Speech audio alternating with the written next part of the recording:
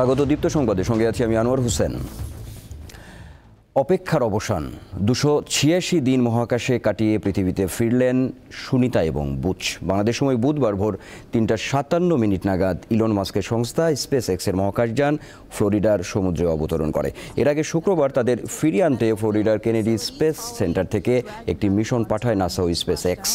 17 ঘন্টার জার্নি শেষে বুধবার ভোরে তা নিরাপদে ফিরে আসেন। সুনিতা ও বুচ গত বছরের জুন থেকে আন্তর্জাতিক মহাকাশ কেন্দ্রে আটকে ছিলেন। 2024 সালের 5 জুন তারা মহাকাশে মাত্র 8 দিনের জন্য গেলেও বোয়িংয়ের স্টারলাইনার মহাকাশযানে ত্রুটির কারণে তারা মহাকাশ কেন্দ্রে আটকা পড়েন।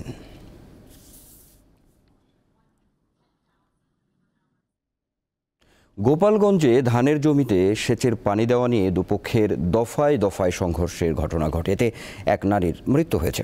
মঙ্গলবার দিবাগত রাতে কাশিয়ানী উপজেলার তেঁতুলবাড়ি গ্রামে এই সংঘর্ষের ঘটনা ঘটে। পুলিশ জানায়, বোরো ধানের জমিতে সেচ দেওয়াকে কেন্দ্র করে স্থানীয় কৃষক শাহিদ মোল্লা ও কাউসার মোল্লার মধ্যে সন্ধ্যায় বাগবিতণ্ডা হয়। প্রত্যক্ষদর্শীরা জানায়, বাগবিতণ্ডার জেরে রাত 9টার দিকে শাহিদ মোল্লার লোকজন কাউসার মোল্লার লোকজনের ওপর হামলা চালায় এবং উভয় পক্ষ সংঘর্ষে জড়ায়।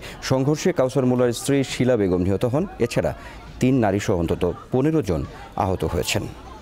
আহতদেরকে গোপালগঞ্জ 250 শয্যা বিশিষ্ট জেনারেল হাসপাতালে ভর্তি করা হয়েছে।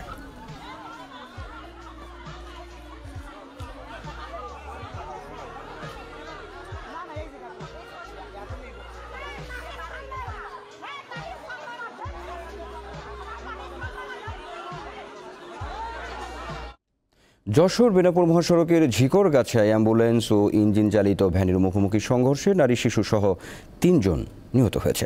পুলিশ জানায়, ভোর 6:30টার দিকে অ্যাম্বুলেন্সটি যশোর থেকে বেনাপুল যাওয়ার সময় বিপরীত দিক থেকে আসা যাত্রীবাহী ইঞ্জিন চালিত ভ্যানের সাথে মুখোমুখি সংঘর্ষ হয়। দুর্ঘটনায় নিহতরা হলেন গদখালী গ্রামের নাজমা খাতুন, বামুনালী গ্রামের রত্না খাতুন ও সৈয়দপাড়া গ্রামের মোহাম্মদ বাবলু। এ ঘটনায় আহত হয়েছে আরও 2 জন।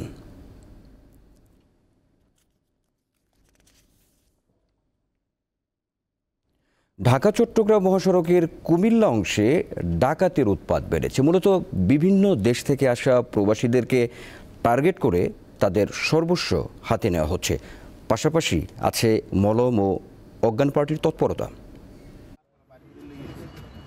মালয়েশিয়া প্রবাসী বেলাল হোসেন চলতি বছরের 1 মার্চ হজরত শাহজালাল বিমানবন্দর থেকে গ্রামের বাড়ি ফেনীর উদ্দেশ্যে যাত্রা করেন, কিন্তু ঢাকা চট্টগ্রাম মহাসড়কে কুমিল্লার 14 গ্রামের ফাল্গুনকরা এলাকায় ডাকাতের কবলে পড়ে সবকিছু হারান, এমনই দাবি তার।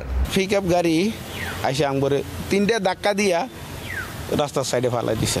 একটা লাকিস, একটা হ্যান্ডব্যাগ আর 2টা কম্বলের, এটি সব লইয়ে গেছে। এর 2 দিন আগে একই স্থানে নাইমুল ইসলাম নামে এক কুয়েত প্রবাসী ডাকাতির কবলে পড়েন বলে দাবি করেন।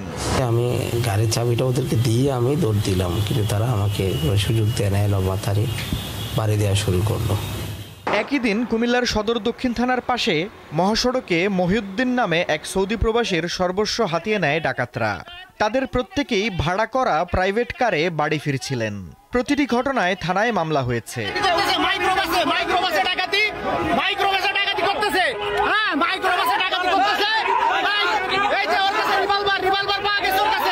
গত কয়েক মাসে ঢাকা চট্টগ্রাম মহাসড়কে ডাকাতির পাশাপাশি কুমিল্লায় চুরি, ছিনতাই এবং মলম পার্টির দৌরাত্ম্য বেড়ে গেছে বলছেন স্থানীয়রা। আমার ব্যাংক কার্ডে ছিল 1,10,000 টাকা, এটাও তুলে নিয়ে গেছে গা, আর আইফোনটাও নিয়ে গেছে গা। হাতে একটা ঘড়ি ছিল, ঘড়িটাও নিয়ে গেছে গা। চাকুর ভয় দেখায় মারা ফেলবে, এই করবে, এই করে সবকিছু নিয়ে যাবে, এটা তো দেশে হইতে দেওয়া যাবে না। ছিনতাইকারীদের মলম মানবদেহে মারাত্মক ক্ষতির কারণ হতে পারে বলে জানান চিকিৎসকরা। একটা মানুষ স্ট্রিট পয়জনিং এর মাধ্যমে, খাবারের মাধ্যমে বা ক্লোরোফর্মের মাধ্যমে অজ্ঞান হয়ে গেছে। পেশেন্টের রেসপিরেটরি সেন্টার ডিপ্রেশন যেটা বলি আমরা, আমাদের শ্বাস নেই ব্রেনে যে সেন্টার থেকে সেই সেন্টারটা আক্রান্ত হতে পারে, সেক্ষেত্রে রোগী ক্ষতিগ্রস্ত এবং রোগীর মৃত্যু হতে পারে। আইন শৃঙ্খলা রক্ষাকারী বাহিনীর কর্মকর্তারা জানান, পরিস্থিতি নিয়ন্ত্রণে টহল বাড়ানো হয়েছে। অপরাধীদেরকে আমরা খুঁজে বের করে আইনের আওতায় নিয়ে আসার চেষ্টা করছি। আমাদের রোবাস্ট পেট্রোল যেমন চলমান থাকবে, ঠিক একই সাথে আমরা যেন অপরাধীদেরকে গ্রেফতার করে তাদেরকে আইনের আওতায় নিয়ে আসতে পারি, সেই লক্ষ্যে আমাদের গ্রেফতার অভিযানও চলমান থাকবে। আইন শৃঙ্খলা বাহিনীর তথ্য মতে গত 5 মাসে কুমিল্লায় ডাকাতি ও চুরির ঘটনায় 84টি মামলা হয়েছে। দীপ্ত বার্তা কক্ষ।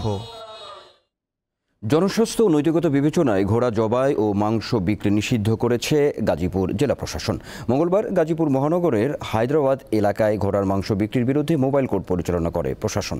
স্থানীয়রা জানায়, হায়দ্রাবাদ এলাকার বাসিন্দা শফিকুল ইসলাম ও নুরুল্লাহ মামুন চলতি বছরের শুরুর দিকে বাণিজ্যিকভাবে ঘোড়া জবাই করে মাংস বিক্রি শুরু করেন। প্রতি কেজি মাংস 250 থেকে 300 টাকায় বিক্রি করা হচ্ছিল। প্রতি শুক্রবার 10টি পর্যন্ত ঘোড়া জবাই করে বিক্রি করতেন তারা। ঘোড়ার মাংস বিক্রিকে কেন্দ্র করে স্থানীয়দের মধ্যে মিশ্র প্রতিক্রিয়া দেখা দিলে সেখানে এই অভিযান পরিচালনা করা হয়। রমজান মাসের শুরু থেকেই পর্যটক শূন্য হয়ে আছে কুয়াকাটা সমুদ্র সৈকত। দীর্ঘ 22 কিলোমিটার সৈকতে এখন প্রকৃতি সেজেছে আপন রূপে। ঈদের পর পর্যটকরা সৈকতকে নতুনভাবে আবিষ্কার করবে বলে মনে করছেন পর্যটন সংশ্লিষ্টরা। পটুয়াখালীর পর্যটন কেন্দ্র কুয়াকাটার চর গঙ্গামতী সৈকত এটি। যতদূর চোখ যায় ধুধু বালুচরের উপর বিশাল এলাকা জুড়ে সাদার আস্তরণ। ছোট বড় হাজার হাজার ঝিনুক ছড়িয়ে ছিটিয়ে আছে সৈকত জুড়ে। সৈকতের পূর্ব পাশে ক্র্যাব আইল্যান্ডে বেড়েছে লাল কাঁকড়ার অবাধ বিচরণ। এছাড়া সৈকতে বেড়েছে অতিথি পাখি, ঔষধি গাছসহ বিভিন্ন গাছপালার সংখ্যা। মূলত রোজার শুরু থেকে কুয়াকাটা সৈকত পর্যটক শূন্য থাকায় প্রকৃতি সেজেছে অপরূপ সাজে। রমজান মাস উপলক্ষে পর্যটক কম থাকার কারণে কুয়াকাটা যে প্রকৃতির যে সৌন্দর্যটা সেটা আসলে ডানা মেলেছে বললেই আমরা মনে করি। আমরা কুয়াকাটাকে এখন নতুন রূপে দেখতে পাচ্ছি। এখানে লাল কাঁকড়া দেখা যাচ্ছে প্রচুর পরিমাণে এবং অতিথি পাখিদের আগমন করছে। ঈদ থেকে তো পর্যটক আসা শুরু করবে কুয়াকাটায়, আসলে তারা এই জিনিসগুলো এখন উপভোগ করতে পারবে। ঈদের পর কুয়াকাটায় পর্যটকদের সর্বোচ্চ নিরাপত্তা দিতে প্রস্তুত ট্যুরিস্ট পুলিশ। ঈদের পরে পর্যাপ্ত পরিমাণ পর্যটক আসবে এবং তাদের জন্য আমরা সর্বোচ্চ নিরাপত্তা নিশ্চিত করি। আর নিরাপত্তার জন্য আমরা বাইরে থেকেও ফোর্স আসবে, সিভিলি থাকবে, পোশাকে থাকবে এবং গোয়েন্দাগিরি করা হবে। তার কোনো সমস্যা হবে না বলে আমি আশা করছি। ঈদের ছুটিতে কুয়াকাটায় 5 লক্ষাধিক পর্যটক আগমনের আশা পর্যটন সংশ্লিষ্টদের। দীপ্ত বার্তা কক্ষ। এবার খেলার খবর। অবিশ্বাস্য এক রেকর্ডের সাক্ষী হলো বাংলাদেশের জাতীয় স্কুল ক্রিকেট। মঙ্গলবার 170 বলে 404 রানে অপরাজিত থাকার নজির গড়েছেন মুস্তাকিম হাওলাদার। বাংলাদেশের স্বীকৃত ক্রিকেটে এটাই সর্বোচ্চ ব্যক্তিগত স্কোর। জাতীয় স্কুল ক্রিকেটে ঢাকা বিশ্ববিদ্যালয় খেলার মাঠে সেন্ট গ্রেগরি স্কুলের বিপক্ষে ক্যামব্রিয়ান স্কুল অ্যান্ড কলেজের মুস্তাকিম আর পারভেজের ব্যাটিং দৃঢ়তায় বিশাল পুঁজি পায় তাদের দল। 50 বাউন্ডারি আর 22 ছক্কায় 170 বলে 404 রানে অপরাজিত থাকেন মুস্তাকিম। সতীর্থ সুয়াদ পারভেজ 124 বল খেলে 42, 4 ও 13 ছক্কায় 256 রান অপরাজিত থাকেন। তাদের 699 রানের অবিচ্ছিন্ন জুটিতে ক্যামব্রিয়ান স্কুল অ্যান্ড কলেজ 50 ওভারে 2 উইকেটে তোলে 770 রান। জবাবে হাসান হৃদয়ের 6 আর পারভেজের 4 উইকেট শিকারে সেন্ট গ্রেগরিকে মাত্র 32 রানে অল আউট করে দেয় ক্যামব্রিয়ান স্কুল। জাতীয় ফুটবল দলের সঙ্গে যোগ দিতে ঢাকায় পৌঁছেছেন ইংলিশ প্রিমিয়ার লিগ তারকা হামজা চৌধুরী। মঙ্গলবার রাত 9:30টার দিকে শাহজালাল আন্তর্জাতিক বিমানবন্দরে পৌঁছান তিনি। বাংলাদেশের নাগরিকত্ব পাওয়ার পর এবারই প্রথম দেশে পা রেখেছেন হামজা। এর আগে লন্ডন থেকে সিলেট হয়ে গ্রামের বাড়ি হবিগঞ্জ যান হামজা। গ্রামের বাড়িতে 26 ঘন্টা বেড়ানো শেষে ঢাকার উদ্দেশ্যে রওনা দেন হামজা। এএফসি এশিয়ান কাপ বাছাইয়ে শিলংয়ে ভারতের বিপক্ষে 25 মার্চ বাংলাদেশের জার্সিতে মাঠে নামবেন হামজা চৌধুরী। বৃহস্পতিবার সকালে ভারতের উদ্দেশ্যে উড়াল দেবে বাংলাদেশ দল। বাংলাদেশ দলে কোন পজিশনে খেলবেন হামজা চৌধুরী তা নিয়ে চলছে চুলচেরা বিশ্লেষণ। কারণ এই পজিশনে বর্তমানে খেলছেন অধিনায়ক জামাল ভুঁইয়ার। ইংলিশ ফুটবল ক্লাবে 5টি পজিশনে খেলার অভিজ্ঞতা রয়েছে হামজার। নিজ ঘরে দারুণ সময় কাটাচ্ছেন হামজা চৌধুরী। বাংলাদেশের জার্সিতে অভিষেক ম্যাচে হামজা জার্সি নম্বর 8। এই জার্সি এর আগে বাংলাদেশ দলে পড়েছেন চন্দন রায়, মামুনুল ইসলাম, এনামুল হক ও সাদুদ্দিন। জার্সি নম্বর ঠিক হলো শেফিল্ড ইউনাইটেডের এই তারকা কোন পজিশনে খেলবেন এটা এখনো স্পষ্ট নয়। মূলত ডিফেন্সিভ মিডফিল্ডার হিসাবে বেশি পরিচিত হলেও হামজা তার ক্যারিয়ারে খেলেছেন আরো কয়েকটি পজিশনে। Central midfield, right back, left back, centre back ও উইঙ্গার হিসাবেও তার রয়েছে খেলার অভিজ্ঞতা। ট্রান্সফার মার্কেটের তথ্য অনুযায়ী হামজা সবচেয়ে বেশি 115 ম্যাচ খেলেছেন ডিফেন্সিভ মিডফিল্ডে। এছাড়া 72 ম্যাচে সেন্ট্রাল মিডফিল্ডে, 18 ম্যাচে রাইট ব্যাক, 4 ম্যাচে সেন্টার ব্যাক, 2 ম্যাচ উইঙ্গার এবং 1 ম্যাচ লেফট ব্যাক পজিশনে খেলেছেন। শেফিল্ড ইউনাইটেডের হয়ে চ্যাম্পিয়নশিপের খেলা 9 ম্যাচের মধ্যে 2টিতে খেলেছেন রাইট ব্যাক হিসেবে, যার একটি পুরো 90 মিনিটই ছিলেন মাঠে, আরেকটিতে খেলেন 64 মিনিট। বাংলাদেশ দলের ডিফেন্সিভ মিডফিল্ডে আছেন অধিনায়ক জামাল ভুঁইয়া, একই পজিশনে খেলেন পাপন সিং ও মোহাম্মদ হৃদয়। ফলে হামজাকে সেই পজিশনে খেলাতে চাইলে দল গঠন নিয়ে নতুন করে ভাবতে হবে। সেন্ট্রাল মিডে খেলার অভিজ্ঞতাও আছে হামজা, তবে হামজাকে নিয়ে কোন পরিকল্পনা সাজিয়ে রেখেছেন কাবরেরা তা জানা যাবে 25 মার্চ ভারতের বিপক্ষে এএফসি বাছাই পর্বের ম্যাচের দিন। মোহাম্মদ হাসিব, দীপ্ত স্পোর্টস, ঢাকা।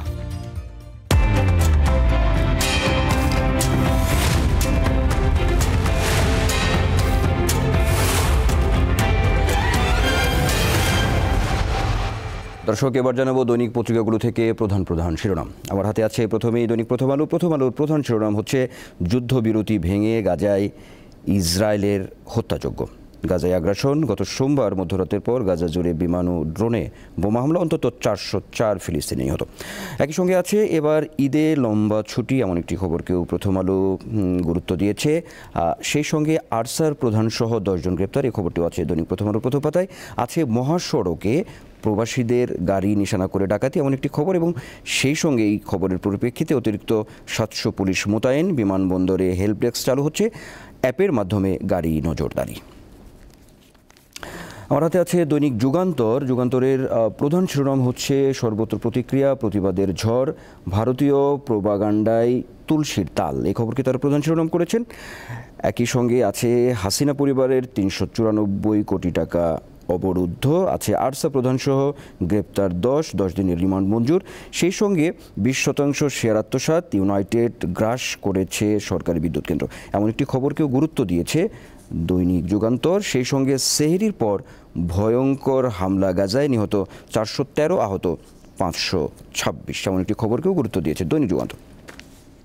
আমার হাতে আছে দৈনিক বণিক বার্তা। বণিক বার্তার প্রধান শিরোনাম হচ্ছে চলতি অর্থ বছর খাদ্য আমদানি প্রয়োজন প্রায় 80 লাখ টন, হয়েছে 48 লাখ। আছে গ্রামীণ ট্রাস্টের অধীনে অনুমোদন পেল গ্রামীণ ইউনিভার্সিটি, এমন একটি খবর আছে বণিক বার্তায়। সেই সঙ্গে দলগুলোর সঙ্গে ঐকমত্য কমিশনের আলোচনা শুরু আগামীকাল, এমন খবরকেও গুরুত্ব দিয়েছে। আছে গাজায় ইসরায়েলি হামলায় নিহত 4 শতাধিক, বেশিরভাগই নারী ও শিশু, এমন একটি খবরকেও সামনে এনেছে দৈনিক বণিক বার্তা। আমার হাতে আছে দৈনিক সমকাল। সমকালের প্রধান শিরোনাম হচ্ছে খালের সীমানা নিয়ে ঢাকার 2 সিটি উভয় সংকটে, একটি বিস্তারিত একটি খবর তারা সামনে এনেছে, প্রধান শিরোনাম করেছে। সেই সঙ্গে হস্তান্তরের 4 বছরেও বুঝে পায়নি মালিকানা, বাসিন্দারা বাড়ি তৈরি করতে চাইলেও মিলছে না অনুমতি, জমির মালিক ও বিভিন্ন প্রতিষ্ঠান ভোগান্তিতে। 2 সিটির 20 অঞ্চলে জমা পড়েছে শত শত আবেদন। একই সঙ্গে দৈনিক সমকালের আরেকটি অন্যতম প্রধান শিরোনাম হচ্ছে সংস্কারে মত এখনও জানায়নি বিএনপি, জামায়াত, এনসিপি। দেশের দীর্ঘতম রেল সেতু চালু, 3 মিনিটে যমুনা পার, এমন খবরকেও গুরুত্ব দিয়েছে দৈনিক সমকাল।